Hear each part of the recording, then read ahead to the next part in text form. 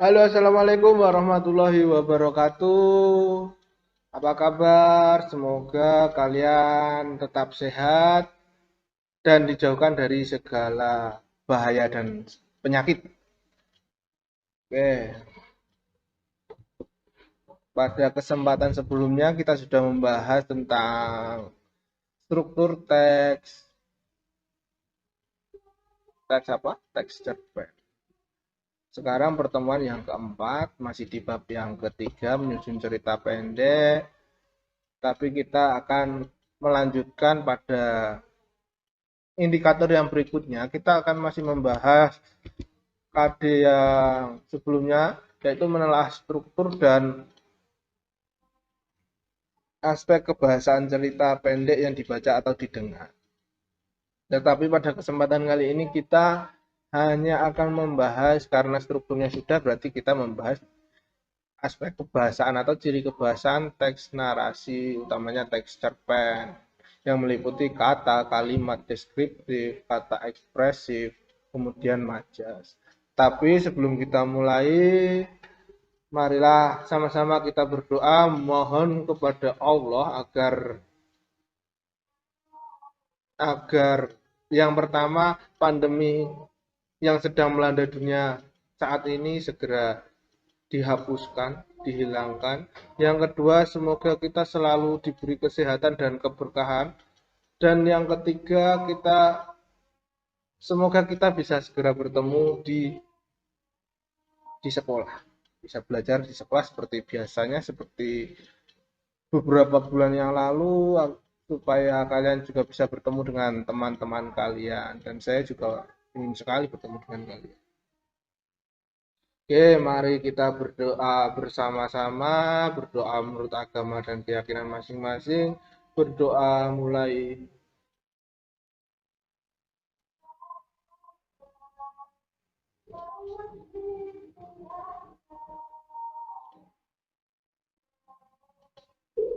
Berdoa tidak pernah selesai. Oke, dengan berdoa sebenarnya kita mengikrarkan diri bahwa kita sebagai manusia itu tidak pernah bisa apa-apa tanpa adanya kehendak dari izin dari Allah.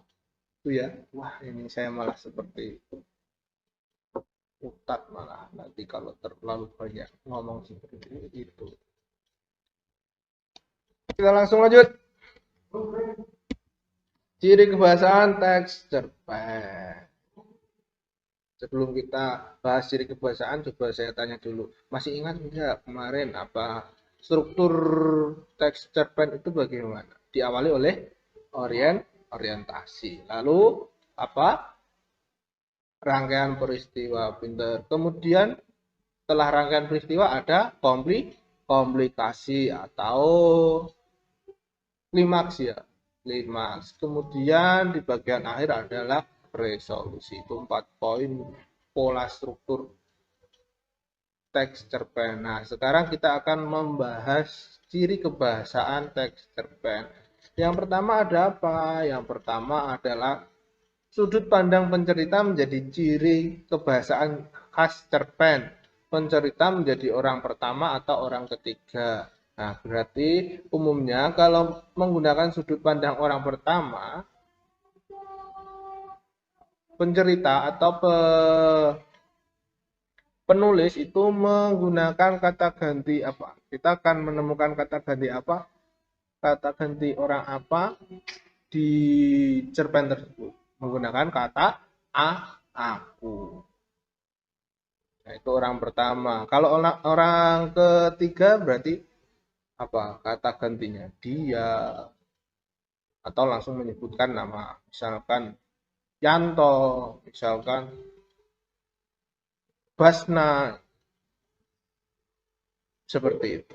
Nah, itu sudut pandang. Jadi itu adalah ciri kebahasaan yang khas dalam cerita pendek, menggunakan apa namanya sudut pandang orang pertama.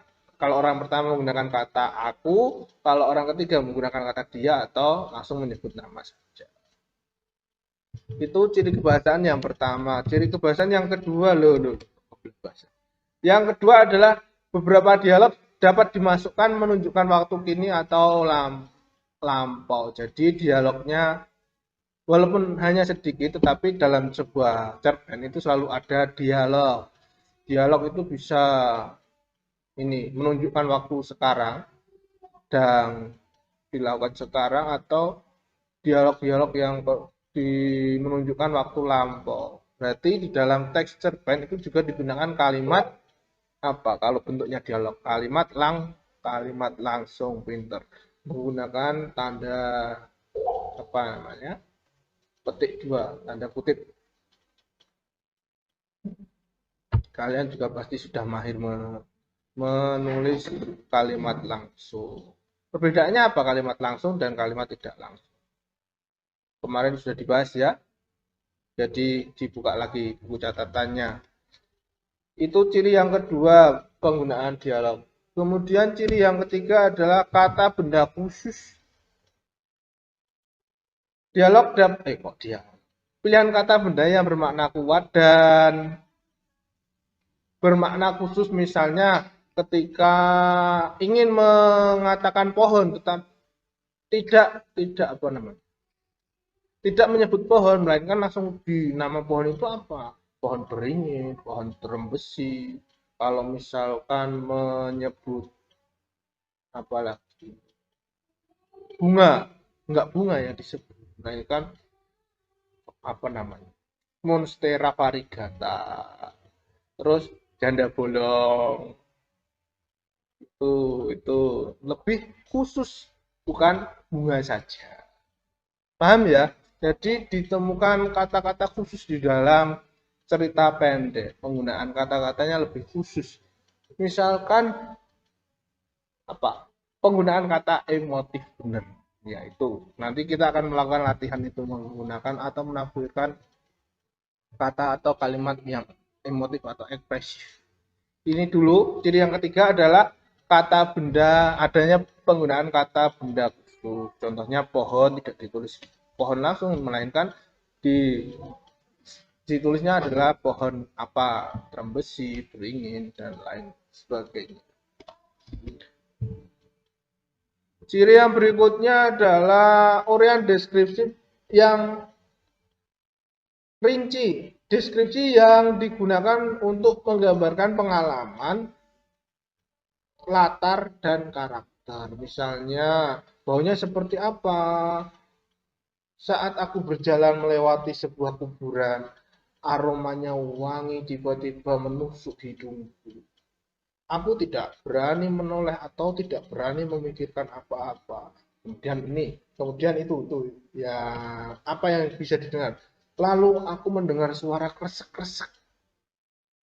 Setelah aku mencium aroma wangian, lalu aku mendengar suara kresek-kresek. Entah itu ranting-ranting yang bergoyang atau daun-daun yang jatuh atau bahkan semak-semak yang bergesekan. Ya, bisa jadi seperti itu. Terlihat seperti apa? Aku tidak berani melihat, tetapi bayanganku seolah-olah menangkap sebuah sosok. Sosoknya seperti apa? Sosoknya bulat. Bulat sekali, tetapi bukan tekad. Wah, ini malah bercanda. Enggak, sosoknya seperti apa? Sosoknya tinggi besar, berambut keriting, bermata biru. Nah, ini apa ini? Seperti itu contohnya ya. Lalu seperti apa rasanya? Seperti apa rasanya? Rasanya menakutkan. Menakutkan itu bagaimana? Rasanya tubuh ini menggigil, gigi gemerata karena ketakutan, lalu mata meremelek, otot-otot di pipi menegang, otot-otot di sini namanya apa ini? Pelipis menegang. Seperti itu rasanya dan lain-lain. Berarti ciri kebahasaan yang keempat adalah uraian deskriptif yang rinci, deskripsi yang digunakan untuk menggambarkan pengalaman, latar, dan karakter. Itu poin yang keempat, ciri yang keempat. Lalu ini masih melanjutkan, ciri yang kelima adalah penggunaan majaz. Di sini hanya disebutkan beberapa saja, lain kali di video yang lain saya akan membahas majas secara keseluruhan, tapi yang kali ini kita bahas 3 poin saja ini dulu. Ini sama seperti di buku paket kalian di halaman cari. Penggunaan majas. Yang pertama adalah majas simile, yaitu majas apa ini? Majas simile itu termasuk di dalam majas perbandingan. Nah, majas simile ini perbandingan langsung. Contohnya, seekor burung pipit sedang berusaha mempertahankan nyawanya. Dia terbang bagai. Nah, ini kata kunci dari majas simile adalah bagai. Bagai. Dia terbang bagai apa? Seperti apa? Bagaikan batu lepas dari ketapel sambil menjerit jadi-jadinya. Itu majas simile, membandingkan sesuatu dengan sesuatu yang lain, membandingkan secara langsung. Lalu majas yang kedua adalah majas metafora. Ini juga termasuk majas perbandingan, tetapi perbandingannya tidak langsung atau tersembunyi. Contohnya bagaimana? Dia memiliki hati batu, keras kepala seperti lembu. Dia memiliki hati batu. Hati batu itu bagaimana? Hati batu adalah hati yang apa? Hati batu. Perasaan yang kuat ya. Bisa jadi seperti itu. Lalu keras kepala seperti lembu berarti ndak suka diatur, sak senenge dhewe. Majas yang ketiga yang digunakan dalam cerita pendek itu ada majas personifikasi. Majas personifikasi tentu kalian sudah hafal betul, banyak sekali contoh yang sudah sering dibahas. Majas personifikasi ini adalah sederhananya begini, benda-benda mengibaratkan benda-benda yang mati itu dianggap memiliki sifat seperti manusia, misalnya daun kelapa melambai-lambai, terus ombak berkejaran, terus angin merabai tubuh bisa. Kalau di sini contohnya awan tertatih-tatih melintas langit. Awan kok tertatih-tatih? Yang tertatih-tatih kan biasanya manusia kalau mau naik gunung itu tertatih-tatih. Berikutnya adalah kerikil di jalanan tampak pucat sedih. Mosok kerikil bisa pucat, bisa sedih. Ini kan konyol sekali. Namanya saja juga majas. Mengibaratkan benda-benda mati seperti manusia, makhluk hidup. Ini adalah ciri yang kelima, yaitu majas, penggunaan majas. Satu lagi, penggunaan pernyataan retoris. Pernyataan retoris itu pernyataan yang pertanyaan maksudnya. Pertanyaan retoris. Pertanyaan retoris itu bagaimana? Pertanyaan retoris adalah pertanyaan yang tidak membutuhkan jawaban. Jadi tidak selamanya pertanyaan itu harus dijawab. Makanya saya sudah bilang sama teman saya dulu itu. Kalau saya bertanya, piye? Nggak usah dijawab, cukup jawab saja yo, itu aja sudah cukup. Itu namanya pertanyaan retoris. Itu kalau di sini pertanyaan retoris sebagai teknik melibatkan membaca. Contohnya bagaimana? Pernahkah tinggal di rumah apung di sungai? Seperti ini. Ini kan nggak perlu kamu jawab. Maksud kamu menjawab pertanyaan di dalam cerpen? Pernah, konyol. Jadi penggunaan pernyataan retoris. Oke, kita ulangi. Nah, cirinya berarti yang pertama sudut pandang penceritaan, lalu penggunaan dialog, kemudian penggunaan kata benda khusus tadi, pohon itu bukan disebut pohon, tapi apa? Pohon terembesi, beringin, pohon palem, dan sebagainya.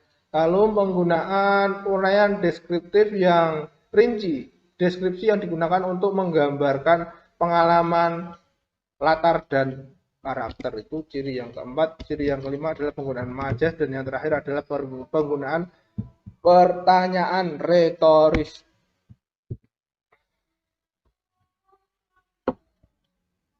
Nah, sekarang coba lihat Buku paketmu halaman 77, kegiatan 5, latihan kata atau melihat atau melihat. Latihan kata atau kalimat ekspresif. Jadi ini saya beri contoh 2. Di dalam bukumu itu ada 10 soal. Nanti saya beri contoh 2 dan sisanya kalian kerjakan. Yang pertama, wajahnya keras dan beku seperti dinding batu. Ia berkata, "Aku ikut." Makna yang emotif yang terkandung dalam kalimat tersebut adalah apa?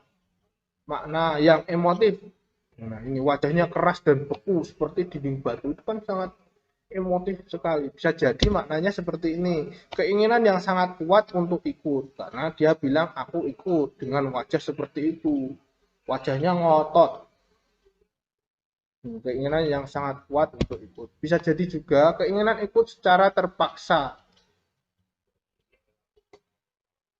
Jawabannya tidak harus sama seperti ini sih sebenarnya, tetapi ini cuma tidak harus sama persis guys, intinya gitu. Ini cuma contoh jawaban. Lalu yang jawaban yang lainnya juga, ia ingin ikut namun ada juga rasa pengen melu tapi rasa-rasa. Jadi wajahnya keras dan beku seperti dinding batu. Pertanyaan yang kedua adalah, untuk menyatakan diam yang lebih ekspresif itu bagaimana? Ayo, ini contohnya begini. Ia diam tidak bergerak. Ia tetap diam meski diganggu lalat. Ia diam membatu. Kalau saya enggak seperti itu. Misalnya untuk menyatakan diam yang lebih ekspresif itu bagaimana? Ia membeku. Membeku itu kan menjadi es itu loh. Jadi kan tidak bisa bergerak. Itu bisa dianggap atau bisa dianggap menggantikan kata diam. Ia apa? Ia tidak bergeming. Ia tidak bergeming. Atau begini, mulutnya terkunci. Mulutnya terkunci itu juga bisa diartikan sebagai diam. Mulutnya terkunci. Itu dua soal ya. Dua soal, contoh jawabannya ada 3-3. Jadi nanti kalian kalau menjawab juga nggak harus satu jawaban, boleh 2, boleh 3, tapi berdasarkan penalaran. Jadi nomor 3 sampai dengan nomor 10 kalian kerjakan. Contohnya tadi seperti ini, tidak harus sama jawabannya. Jadi kalau nanti saya temukan jawaban yang sama antara satu siswa dengan siswa yang lain, berarti itu berpotensi sebagai tindakan kriminal. Tindakan apa? Saling menyontek gitu. Oke, ini tolong dipahami dan dicermati. Tugasnya apa? Mengerjakan soal nomor 3 sampai nomor 10. Itu ya. Sampai di sini ada yang ingin ditanyakan? Jika ada silakan bertanya melalui kolom komentar atau bertanya langsung melalui Google Classroom juga bisa. Jika tidak ada, saya lanjutkan. Ini masih kutipan dari Pak Ahmad Tohari. Di mana saja, pada zaman apa saja, perempuan cantik tidak sama dengan perempuan yang buruk. Jelas, perempuan cantik itu tidak sama dengan perempuan yang buruk. Oke, saya kira cukup. Itu tadi 6 poin ciri kebahasaan teks cerpen. Semoga kalian bisa memahaminya. Mari kita ucapkan alhamdulillahirrabbilalamin. Kita telah melaksanakan kegiatan belajar meski tidak dengan cara berada di kelas. Saya antarkan alhamdulillahirrabbilalamin. Kegiatan kita sudah selesai untuk pertemuan kali ini. Semoga kalian tetap sehat, tetap dinaungi keberkahan. dan semoga kita lekas bisa bertemu di dalam kelas sehingga kita bisa lebih fokus belajarnya, lebih luang waktunya untuk belajar. Kalau seperti ini kan kalian kan harus bersusah payah belajar, tapi tidak apa-apa. Semoga kalian menjadi orang-orang yang beruntung sekarang dan di masa depan. Saya kira cukup, saya akhiri, sampai jumpa pertemuan berikutnya. Bila ada salah kata saya mohon maaf. Bila itu, wassalamualaikum warahmatullahi wabarakatuh.